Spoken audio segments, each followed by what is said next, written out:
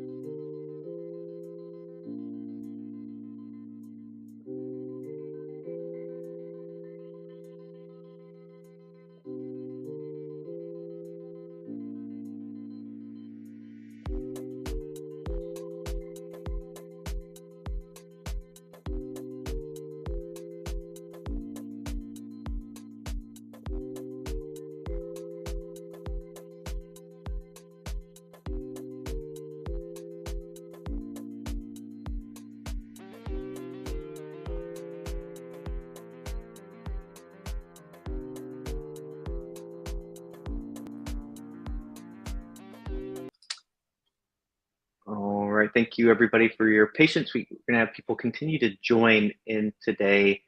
It is Friday after all in the afternoon. It's beautiful here in Raleigh, North Carolina, where I'm located. Today, we'll be diving into whether Threads make sense for your brand, or if you're an agency, the brands that you're working with. Does it make sense to really invest time heavily now, whether it's later, or maybe it's something that you just sort of never mess with? My name's Ryan Hilliard. I'm the general manager of North and South America here at Hype Auditor, and we'll go ahead and get started. Just a reminder, if you have any questions, you can put them directly into the chat. We can dive into them. We can have discussions. This is a little bit of a different format than our typical webinars, because it's a little bit less specifically tied to influencer marketing, more about what's happening in the social media sort of sphere when it comes to what do you do with this new platform with hundreds of millions of users if you are managing brand accounts, or you're thinking about setting your marketing strategy for the upcoming Q4 season. So we'll be diving right in. So unless you've lived under a rock, you probably can tune out a little bit, though. I think the next slide will have a good comparison for comparing Threads with something like Twitter, just so that you're completely caught up. But if you have been living under a little bit of a rock these days, what's the deal with Threads? So Threads is Meta's new, very, very text-centric product. Now, you can still post photos, you can still post videos, but it's more similar to something like Twitter, or X, I guess is what's branded as now. I should have updated the slides from that announcement a couple of days ago. Blue Sky, Mastodon. But the difference here is it's supposed to be geared towards this friendly place, is how Mark Zuckerberg put it. 100 million people signed up in the first week, really aided by this infrastructure of Instagram with billions of users, or more than 1 billion users. So the sheer scale it achieved so quickly is why there's so much attention there. And I'll sort of note that subsequently, there's been huge drop-offs in usage, and retention is really, really hard, especially for new products and product launches. And when it's a part of an existing product that functions very differently. That's sort of the deal going on lately with Threads.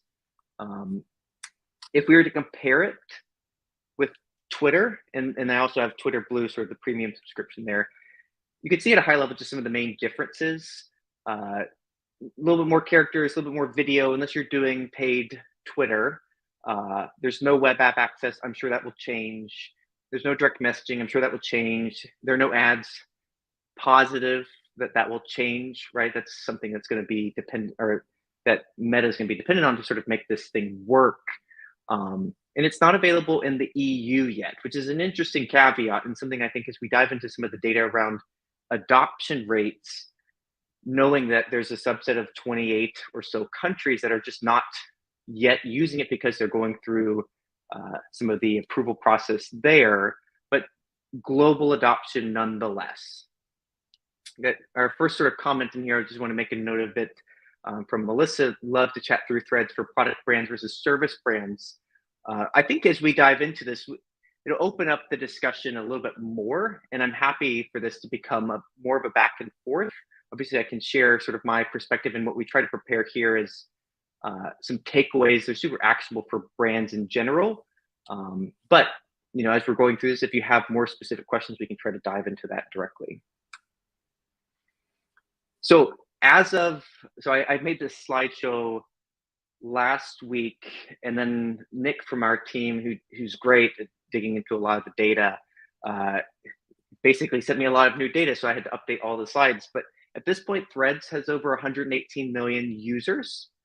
This accounts for just around 8% of their total audience. So massive, massive number. But when you put it into perspective, it's still under 10% of their total audience. And so there's still huge adoption that can or may not happen, right? Sort of depends on what's going to happen with the product. But we're still at the very, very early stages of this. They didn't go from 0 to 100% adoption like they were planning to, not definitely faster than they were thinking, but there's still a lot of room to go. We started to dive in a little bit deeper into what does the adoption look like for brands in general, right? The world's largest brands, sort of most innovative brands, the ones that have the most time, the most investment to put into things like this. What does that adoption look like? And as of last week, 63 of the world's top 100 most followed brands on Instagram have Threads accounts. Does that mean that all brands should have Threads accounts? Not necessarily. Is this something that should be a burning priority? We'll get to that a little bit later. But the adoption by brands is pretty significant. Here are some of those most followed brands, just examples. And then you can see the percentage of their audience that have migrated over. So things like Instagram or Nat Geo, huge followings on Threads, but it's just a tiny, less than 2% following of their Instagram followers. But then other networks, sort of like Netflix, Marvel Studios, even the NBA, much bigger percentage of their audience moving from Instagram to, participating and engaging with them on Threads. Now, is their strategy very, very deliberate? Are they doing things to try to pull people over? Maybe not, right? We're not going to go into all of those specific details. Maybe that'd be worthwhile to do in a follow-up. But I think it's interesting to look at the different levels of adoption in terms of the most followers on Threads. Now, one of the sneak previews we try to talk about, and we'll allude to this a little bit later, but when I was putting together sort of promotion for this, it was like, is this really just going to be like another Google Plus scenario? Google Plus, if you don't remember, I think it was 2011, had this invite-only social network with circles that huge numbers of people adopted. They got to about 200 million users, but then it just sizzled. Like, you had an account, but you never did anything with it, and then people stopped using it. And one of the main reasons, I think, between Google Plus and what's going to happen with Threads is going to be much more driven by creators. The way that we absorb social media is a little bit different, right? Where a lot of people just go on to sort of lurk in terms of people that they're friends with, but then also just trends and funny things and things that they're interested in, hobbies that they're interested in. They just go absorb that like it was YouTube, right? And so that adoption of creators moving to Threads is going to be, I think, the main driver in terms of whether or not Threads can be successful or not. We're not really in the day and age in terms of social media where we're only following just the people that we know and just interested in that. That's sort of gone. So we need creators and different people like brands producing things that are interesting and engaging to stick around. So when we think about creators in terms of the top 100 creators on Instagram, only 26 of them have created Threads accounts, which I think is really, really fascinating. And the adoption is really, really similar. Very, very small percentage of their total following has moved over, well, not really moved over, has added Threads into the mix, 1%. Uh, Interestingly, somebody like Shakira, with a huge, obviously, Brazilian following, global following, has a much higher percentage than others. Chris Hemsworth, also Australian, international, Ronaldinho, Brazilian. So that's an interesting thing to follow. We're still super early, but I think it's just an interesting thing to keep an eye on in terms of understanding, are creators going to begin investing time here? Because if they do, they'll get their following to move over. But if they're not putting in any effort, people aren't going to just follow over there. They're not going to find Threads very engaging. And so that's what will happen. So I mentioned earlier, and we're moving at a little bit of a frenetic pace here. So feel free, again, send in your questions. We'll be recording this, and you can share it with other colleagues that may be interested. But one of the things that happened yesterday was Nick said, "Hey, I got a bunch of data. We just have been collecting this data. We haven't shared it with anybody. So everybody here, sort of first views on some data. We've been tracking more than 6,000 high quality." So Hype Auditor, we have a score called Audience Quality Score, where we're looking at an influencer or creator's authentic audience. Is it a legitimate audience? Are they engaged? Are they growing? What is their sort of quality in general? And so we've been tracking 6,000 high quality US based influencer accounts to understand adoption rates across different sizes. And so we're going to go through 3 different tables. And I think this, again, builds some good context for whether or not this makes sense for brands to actually adopt Threads now, maybe a little bit later, maybe just completely ignore it. So in terms of the account breakdown, you can see it's a pretty even mix, right? The number of Instagram accounts that we were following, 6,000, pretty distributed across nano, micro, mid, macro, mega. The adoption rates are the highest for mid and macro influencers, a little bit lower for mega. I think at that point you might have teams helping you out, and so maybe it's just a matter of trying to coordinate, are we going to invest in this or not? And then I think it makes sense, smaller adoption on the nano micro scale, because it's a lot more effort, a lot more lift for not that much more impact. And I'll go a little bit deeper here on that.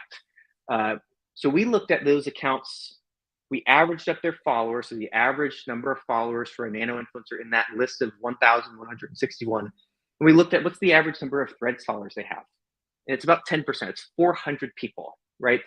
That little adoption makes sense why fewer and fewer will say, I'm going to really invest over here. So if you're a brand thinking we only partner doing UGC stuff, we're just trying to partner with small creators, they're going to be much more hesitant to invest a whole lot of time over there if they're seeing just a few hundred people migrating and following them over there. And our assumption is that people are going to be following the same people because that's what makes the most sense in this context, right?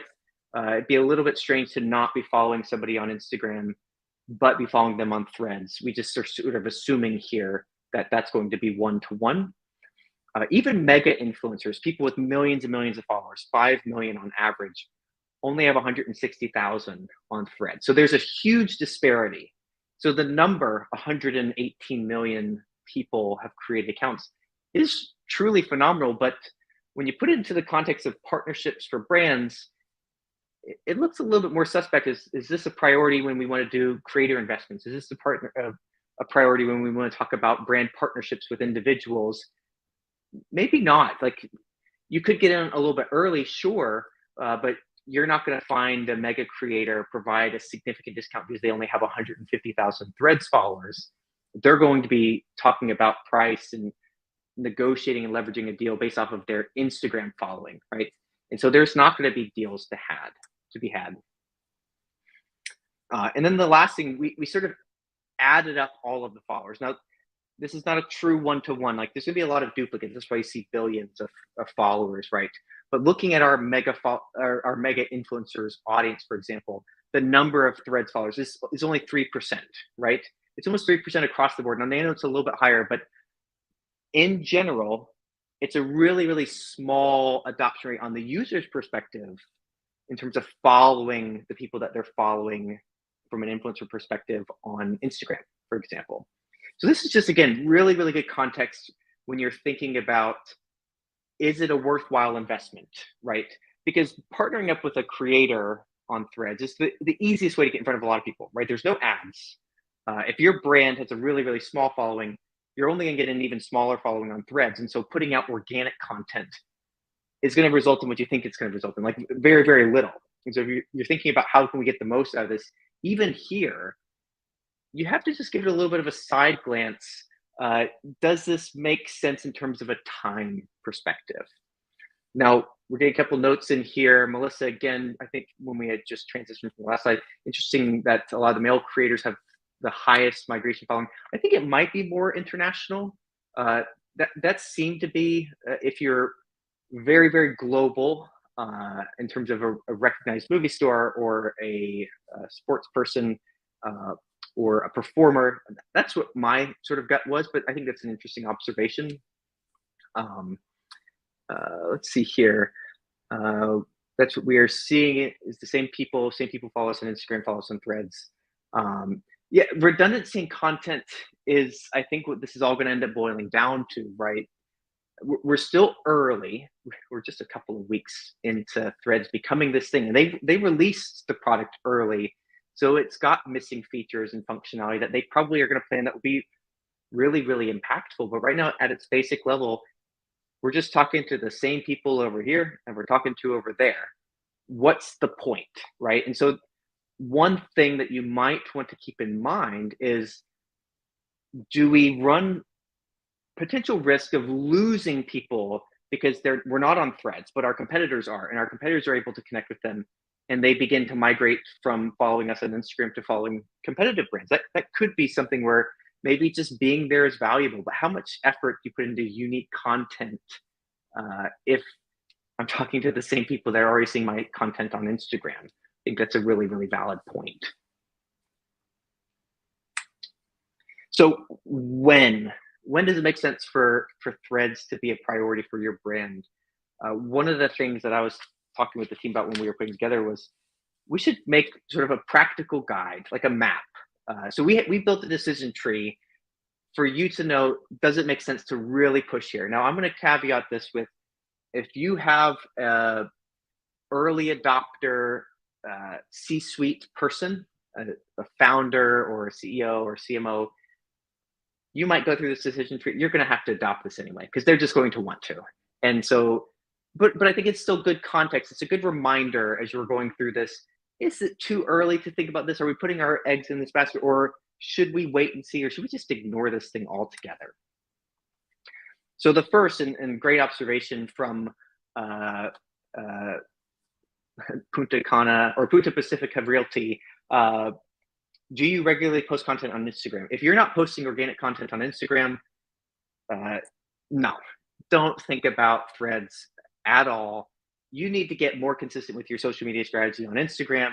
It's got proven engagement, huge audience, lots of tools and levers to mess with, lots of proven playbooks and strategies.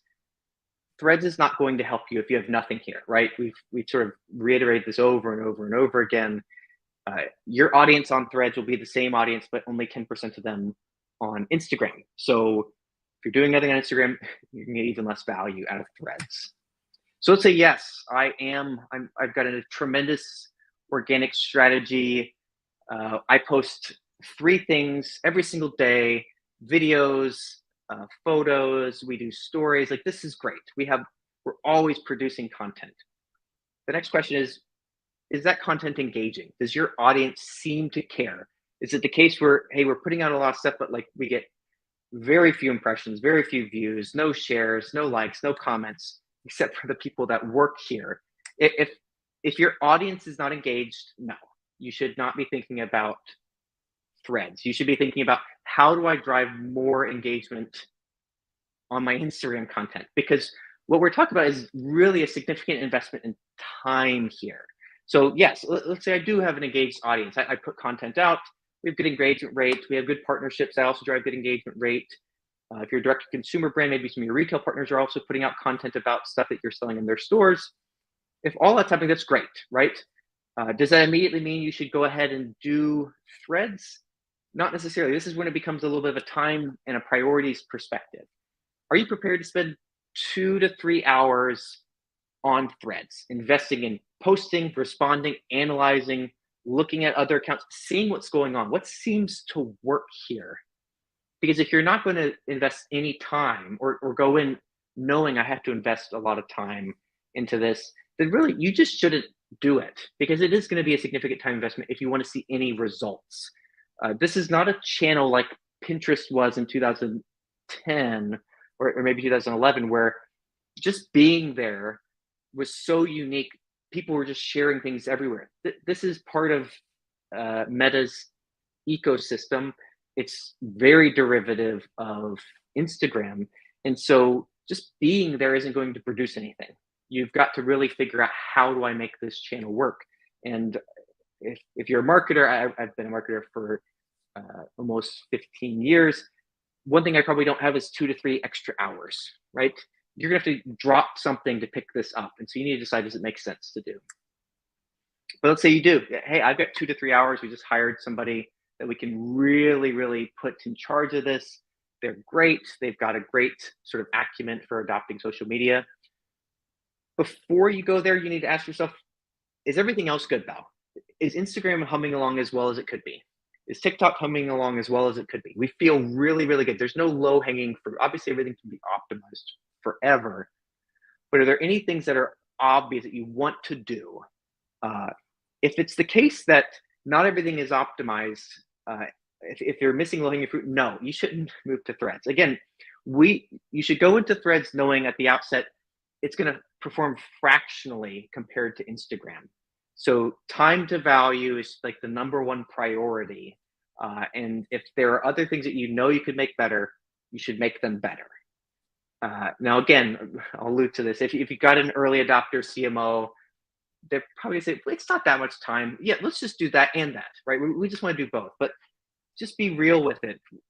How much time does it take to really improve and overhaul what you're doing on Instagram, whether it's from an influencer perspective or a social media perspective? All of that you need to keep in mind. Can we make this better before we shift over to a channel that's maybe 3% the size of Instagram for our particular audience? Now, before I jump to this next one, I want to do call out, right, as people are continuing to come into me. Like, it's fine to go ahead and put your eggs into the basket, but I think keeping in mind, don't expect results, right? Don't expect we were there and all of a sudden we got millions of sales. We had all of this revenue, we had all this interest. Where is the interest going to come from if you're just posting the same content but to a smaller percentage of users, right? There's still a huge audience on Threads in terms of hundreds of millions. There is pretty high brand adoption, like we talked about before. So it's not a completely blue ocean, empty space that you can just say, we're the only brand here and we've got all these captive eyeballs. It's still competitive. And so we're prioritizing this against, is it going to make a measurable difference for our results, or is it just going to be an investment of time that has no payoff now? It might have payoff in the future, but now probably nothing to write home about. But if you do, like, definitely write in the chat, hey, we've actually seen tremendous results, because I'd love to hear that. We just haven't seen it. So yes, our content's great. We have a great strategy on Instagram. We're posting regularly. It's always getting engagement. I've got plenty of time to invest in this. Everything is working well, so I can just shift to this. Do a double take. Is this all really true? If not, don't, because we're going to start actually talking about what you have to do next, the types of plans that you have to build. But just rehash. If you've said yes to everything, are you sure it's yes? Do you just want to adopt it? Because you can always adopt it, but it's still not going to produce amazing results for you necessarily, because it's just a smaller addressable audience. So yes, I've answered yes. Ryan, even though you're making me ask myself again, yes, the answer is yes. Okay, so do you have a very specific goal in mind for what you expect to get out of Threads? You're going to invest 12 hours a month. How are you going to evaluate success? How are you going to know this is worth it or not? If you don't have sort of a measurable outcome that you're going after, I'm just going to go do it. You really should rethink that. Now, you could stop and say, well, I have time.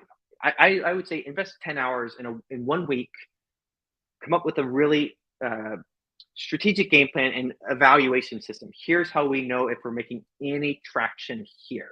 Again, we're working on the assumption that everything else is humming smoothly, it's growing well, it's engaging. So we can really invest here. We need to know, how is this actually going to work? If you don't have time to come up with some strategy for how you're actually going to evaluate success or the worthwhile investment of time, don't do it, because you'll just be putting in time without really any sort of assessment of was it worth it or not. But at least we have a profile, right? At least we have 10% of our followers. You're going to get that anyway just by creating an account. So you want to have a game plan. But if you do have a plan, or you're willing to invest the time into a plan, sure. That's that point where I think, yeah, Threads makes total sense. It's another social network.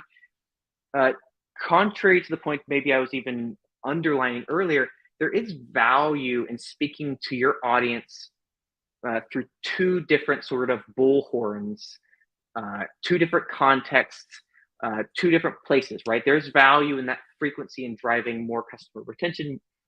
There's value in driving more awareness. Depending on what channel they're on, having two messages out there is better than one, because you might have a better likelihood to capture them. So go for it. But the expectations need to be super managed. 10% of what you're getting out of Instagram would be great, right? A lot of those influencers were like 3% of the following. So you just need to have that context in mind. If I'm going to pour this amount of time in it, it's going to be for the long haul. We don't even know if this channel is going to be here in a year. Maybe it just gets absorbed into Instagram proper. Maybe the other way around. We don't really know, but you have to be willing to invest that time and just say, yeah, this is how we're going to know if it's working or not. And then if it's not working, after you've tried it out, you've defined those parameters, being open to getting rid of it, right? Because there's really nothing worse than having working in marketing, seeing like, oh, we have our Facebook account up for this brand that we made, previous companies, and the last time we did any sort of contribution to it was a year and a half ago, right? You don't want to have sort of zombie accounts living out there. There's no value for your brand, and worse, if people do try to engage with it but you're not there, it can actually have a negative effect on what you're trying to do. So you want to commit, and if not, maybe you can still sit on that username, but don't just leave stale stuff out there. You need to find something to do with it. So the ultimate question is this going to be like the next Google Plus? And just a reminder, this is what it used to look like. This is before Google Plus turned into Google My Business. You need a little +1 box that you could put on your website and have people share it. It didn't really ever do anything. But very, very early on, you had circles. You had a lot of content that is actually really, really interesting these days. Maybe just a little bit ahead of its time. Maybe the idea of severely limiting access to invite only. Google kind of shot themselves in the foot with that, right? It created a lot of demand, but then people eventually were like, well, I'm not waiting around for this anymore. And so then when they let everybody in, they're like, I've kind of moved on. But we won't know until some time passes. I think until we see Instagram release the features that they want to release, we see what kind of opportunity they make for brands specifically when it comes to advertisements and how do they stay in front of people. That's when we'll know, is this something that will just go away, or will it persist? Will it be something that is maybe always a subset of Instagram, similar to how Twitter is? It's a different type of use case. A different type of person will use this, then we'll use Instagram. And that might make it a very, very valuable piece of your marketing portfolio, but we just won't know yet. You can invest the time now, which I think will be great. If you have all of your ducks in a row, you have the bandwidth, everything else is running smoothly, you won't see any immediate results for a long while, but maybe you can get some traction there. So that's all I had today. Again, I mentioned at the beginning, like this is going to be pretty informal, but I wanted to help different marketers as you're thinking about, like, how do I invest time here? What should I do? Is this something I should be chasing or not? Or Ryan, can you arm me with a slide or two that I can show my boss, like, we should not do this right now. We've got other sort of things that we need to prioritize, other irons in the fire. We're spinning 10 other plates already. Maybe there's some stuff here that can help you out. With that, we'll shift over to, if you have any questions or comments, love to open it up a little bit. It's Friday, it's 1:30 p.m. Eastern. So we can also let folks go shortly, so you can have maybe an early start to your weekend. But I'll take a look to see what questions or comments we've had come in. Otherwise, I want to thank everybody for joining. You can reach out to me directly if you want to. My email is there at the bottom, just hilliard@hypothecator.com. And so we'll just go through here. We have from Inside Track, we're in the nonprofit space, haven't seen any of our competitors move over yet. We've been holding off right now. I'm not seeing the impetus to move over yet. I think that that's the general feeling. Like what is going to happen over there that you are not already capitalizing on Instagram, and like you have a sufficient enough following to move over. Now, if you said I've got a lot of Twitter followers, we do a lot on Twitter, it could make sense. Like, hey, do we just rinse and repeat the strategy over there? But for a lot of D2C brands, it's just not a strategy because Twitter's never really been oriented towards direct response and sales. And so people just haven't really adopted it. I mean, there was some initial stuff, maybe you post a lot of stuff organically, but in terms of driving sales, you're just there to be there. And that can be okay. Let's see here. Following trends, just making sure that we're staying in front. Yeah, I think you do want to some degree, be conscious that you could lose out if there are competitors over there and they're making some traction. So staying on top of it a little bit, at least a pulse of what's happening competitively, I think could be really, really interesting and important, just so that you don't somehow wake up on Monday and go, our direct competitor has amassed a huge following on Threads, and they're subsequently, like, you would see the same type of growth on Instagram. What's going on, right? That can impact you quite directly if it's a direct competitor. And so you do just want to stay on top of it, but I think it's as simple as just, periodic checks. Curious if you know when Meta will be rolling out more features or info about functionality and applications. No, we don't really have any idea. They move pretty quick, right? This sort of rushed release is still super polished, right? They were able to bring on 100 million people, and not a huge percentage of them are complaining about things. Now, they're missing functions, but I'm sure that they're going to fast follow with things like direct messaging. They've already built it before, how they do ads. They've already built stuff like that. So unless they're thinking, we want to overhaul how we present ads entirely, we want to do something completely different, I think that they're going to take a lot of what they've learned from Facebook, from Instagram, and just put it into this box. And so I think it'll be pretty quick, probably, I imagine before Q4. If you think about earnings reports, which is what you should always do when you're thinking about media companies, they would love to roll stuff out, have tons of ads adoption, so that in Q1 they could say their Q4 earnings crushed what they were expecting. So that's what my assumption would be, is that we'll probably see a lot of stuff trickle out at the end of Q3 and into Q4 for brands to adopt for the holidays. Let's see here. I don't see the benefit or comparison to Twitter yet. At the beginning, we did do a quick comparison of like how the Twitter functionality is. Again, it's more of a text-based medium, even though you can post pictures and videos, but it's not image-centric or video-centric like TikTok would be or Instagram would be. So that's the main difference there. From Melissa, conscious to move over, as you mentioned, ghost accounts can be damaging. Apparently, if you delete Threads, you delete your Instagram account too.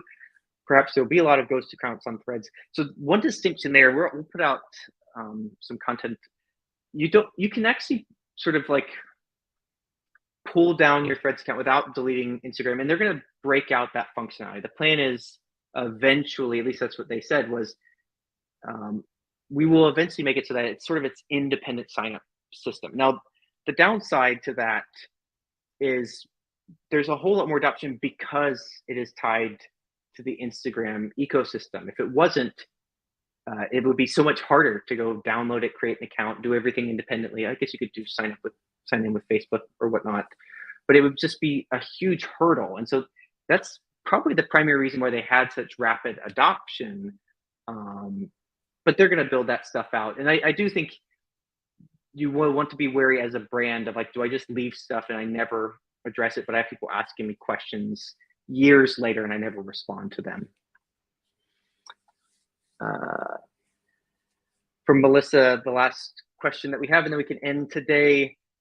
Any thoughts on whether ads would be text only or would be image and video included too? I think it'll probably be similar to Twitter, where you get a lot more real estate and a lot more creativity with what you can do with the text. You can do more creative bullets. It's not just a line, right? That formatting flexibility, I do think that they'll certainly include images, because that will be the most engaging. Brands always want it to be native feeling, right? So if you visit Facebook or Instagram, or if you even look at websites like Quora, like you want it to feel like it's part of the experience, not super out of place. And so whatever they find drives the most engagement is typically what they're going to do with ads. That's what Google's always done as well, and that's what I would expect. They typically will give brands a little bit more functionality for customization because they know that will help click-through rates. Click-through rates help earnings reports, so all of it's sort of tied back to what kind of revenue does it generate. Cool. All right, everybody. Well, I want to thank everybody again for joining me this Friday afternoon. Everybody that's going to be joining after the fact, again, we usually have about 25% of our folks are from the United States or from Canada, but then we have about 75% of our signups are usually international. So hello to all of you all. As you're catching this a little bit later, we'll send along a link to this recording. It's going to be the same link on YouTube, so you can also just use it and share it with your colleagues. Feel free to send along any questions, but I want to thank everybody again for their time. Keep watching this space because it will be really, really interesting to see what happens 1 month from now, 2 months from now as we get into Q4. But everybody have a great weekend, and we'll talk to you soon.